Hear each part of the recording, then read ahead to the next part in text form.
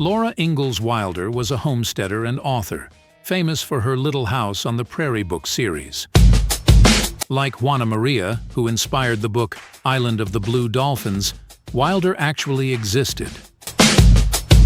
Laura Ingalls Wilder was a real woman who wrote books inspired by events that took place in her life. For example, she really grew up on rural farms in multiple states. Her sister Mary actually went blind, and her husband, Almanzo, was not a work of fiction. Pictures of the real Laura Ingalls Wilder and family exist, and there is a museum dedicated to the family in Mansfield, Missouri, where visitors can at least see part of the real Little House on the Prairie. The real Laura Ingalls Wilder was born on February 7, 1867, in Pepin County, Wisconsin, and she died at age 90 on February 10, 1957, in Mansfield, Missouri. Thanks to her books and the television show based on them, she will never be forgotten. Laura Ingalls Wilder was distantly related to Franklin Delano Roosevelt, the 32nd President of the United States, best known for his New Deal that helped people during the Great Depression. Their genealogical link goes back to Wilder's great-grandfather, Samuel Ingalls, who married Margaret Delano, the daughter of Anne Ladd and Jonathan Delano. The union of Samuel and Margaret produced Laura's grandfather, Lansford Whiting Ingalls. The Delano family, and, thanks to that one marriage, the Ingalls family, can trace their heritage back to the Mayflower.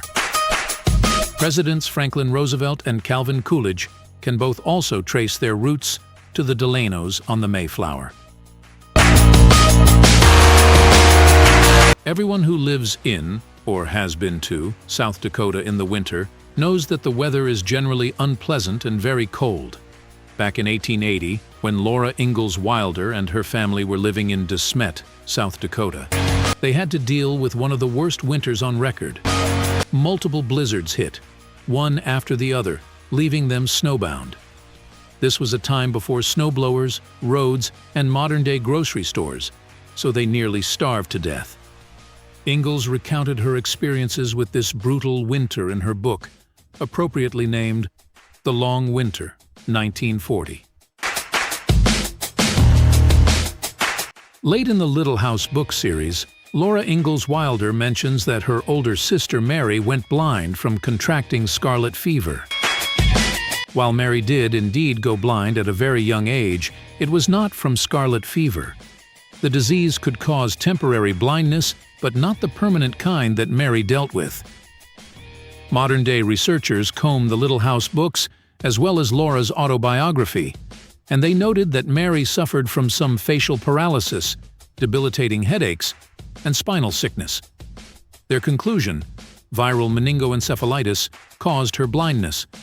Laura likely changed it in the thinly veiled fictional version of their lives, possibly because it was easier for readers to understand scarlet fever. In 1911, Laura Ingalls Wilder started her writing career. Her first job was as a columnist for the Missouri Ruralist, a newspaper that is still in business today. The Ruralist was aimed at farmers, former homesteaders, and people who lived in rural areas. Laura's column provided advice on a number of topics and, like the cool proto-feminist she was, explained things like how women could be equal partners to their husbands and what they should do with their newly won right to vote. Parts of her columns provided the foundation for her Little House books as well. She wrote for the paper until 1924. Laura Ingalls Wilder was the second of 5 children. Her older sister was named Mary, just like in the books, and her younger siblings were Carrie, Grace, and Charles. Sadly, Charles died when he was only 9 months old. At the time, the Ingalls family was traveling to Iowa to set up a homestead there. There are no records that show what he died from, but the mid-1800s were a time before modern medical care and antibiotics, and the odds that a family would have all of their children survive to adulthood were slim, particularly if they were rural homesteaders setting up farms far away from established cities. Wilder's parents, Charles and Caroline, were homesteaders. Homesteaders took advantage of the Homestead Act put into place by the U.S. government. If they moved to a certain part of the country, usually in the Midwest and West, and took claim to the land by setting up a farm on it, they could purchase that land at a very low price, or even receive it for free, simply for cultivating it. The Ingalls family tried to take advantage of these new laws by claiming land of their own. They moved around from what is now Minnesota to Wisconsin and later Iowa and South Dakota, sometimes returning to the same state a few years later. At one point, they tried to homestead land that was a part of the Osage Indian Reservation. Clearly, that didn't work.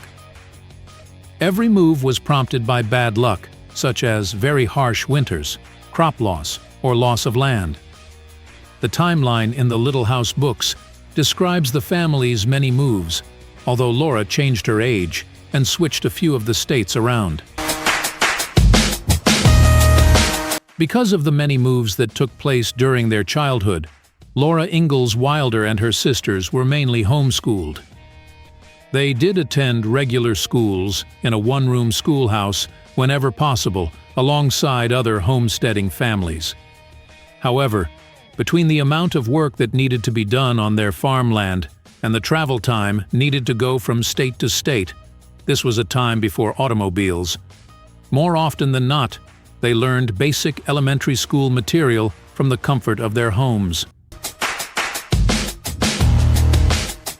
In her book, On the Banks of Plum Creek, Wilder described a terrifying scene straight out of a horror movie: a plague of locusts descending upon her family's farm. The locusts destroyed their wheat crop and tortured the people living in their area. Wilder described the chewing sounds that they made and the way in which they clung to her clothing. This scary event actually happened. At the time, the Ingalls family was living in Minnesota. After losing their entire harvest to the insects, they packed up and moved to Iowa. Despite being homeschooled for much of her life, Laura Ingalls Wilder was able to pass the necessary exam required to become a teacher. She did so at the age of 15 because her family needed the money to send her sister, Mary, to a special school for the blind. Laura received her teaching certificate in 1882 and began working at Bushy School, located 12 miles away from her parents' farm. Because traveling that distance by wagon was treacherous, she stayed at the school during the week and came home only on weekends. A man sent by her parents, he was a family friend as well, named Almanzo Wilder, was tasked with her weekend transportation.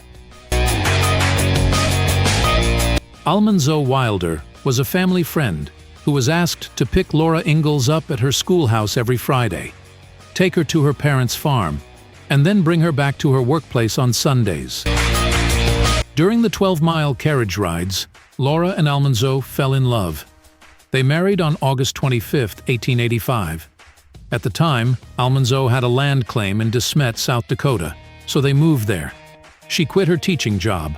As per the rules of the time period, female teachers couldn't be married. Their first child, daughter Rose Wilder, was born on December 5, 1886. The first few years of Laura and Almanzo's marriage were tough. They lived off the land, as she had her whole life. But this was made more difficult when both contracted diphtheria in the spring of 1888. Almanzo almost lost his life to a stroke that occurred during his recovery from the disease. Their second child, an unnamed boy, was born in August of 1889. He only lived for 9 days. Later on that month, their farmhouse burned down. Hoping for better luck elsewhere, the Wilder family traveled to Florida, then back to South Dakota, before settling in Missouri. In 1894, Laura Ingalls Wilder and her family, husband Almanzo and daughter Rose, moved to Mansfield, Missouri. They purchased a farm there with $100 that had been saved up from sewing jobs that Laura did on the side. Once relocated, the family's luck changed. The Wilders lived in the farmhouse, dubbed Rocky Ridge Farm, until their deaths. At first, the house only had 2 rooms. Almanzo added on additional rooms as needed with himself. The house and its surrounding land are now on the National Register of Historic Places. At the Farm-Turned-Museum, you can see the Little House book manuscripts, Charles Ingalls' fiddle, tools made by Almanzo, and other items owned by the family that are both on display and in their archives.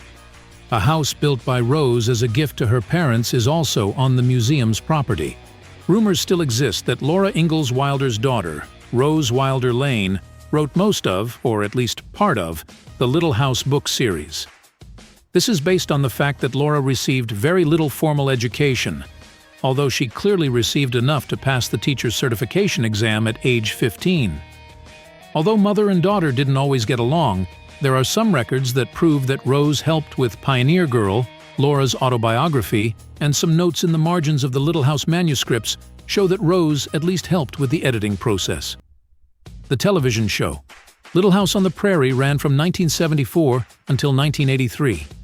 It was broadcast on NBC, and it was wildly successful. Over the 9 seasons of the show, the Ingalls children grew up and helped on the farm alongside their father Charles, played by Michael Landon, and mother Caroline, played by Karen Grassel. The show was based on the Little House series of 8 books, written by Laura Ingalls Wilder. The books were a slightly fictionalized account of her childhood, written for a young audience, 16. Like so many other Americans, Laura and Almanzo Wilder, along with their daughter Rose, were left destitute by the stock market crash of 1929. In reality, it was their poverty during the Great Depression that inspired Rose and Laura to turn Laura's life into a series of books. Rose had connections to the publishing industry, which she used to turn their idea into a reality. The success of the books helped the Wilders recoup some of their lost financial stability. Wilder passed away in her sleep on February 10, 1957, 3 days after turning 90. Having outlived her husband Almanzo by 8 years, Laura spent the last years of her life surrounded by friends and family, and she maintained an active correspondence with many of her fans. Her daughter Rose passed away only 11 years later, in 1968. Thanks for watching, friends.